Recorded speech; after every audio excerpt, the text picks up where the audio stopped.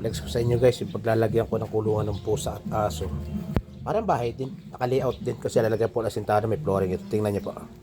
Ayan o. Parang bahay din, may layout din siya. Ayan.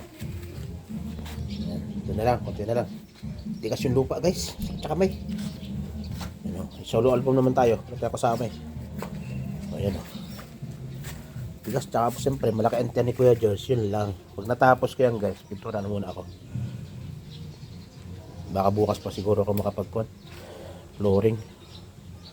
Maghahakot ako ng buhangin galing do sa Ocean Deep. O yan guys, gagawa ni Kuya George. Ayan guys, oh, malapit na yan. Ayan yung mga pinto niya, ialis yan eh, cylindrical hinges. Hindi pa nga, mayroon pa itong ganun, meron pa yung flat bar. Ito palo na yun. Nandito lang muna guys para makatapos tayo.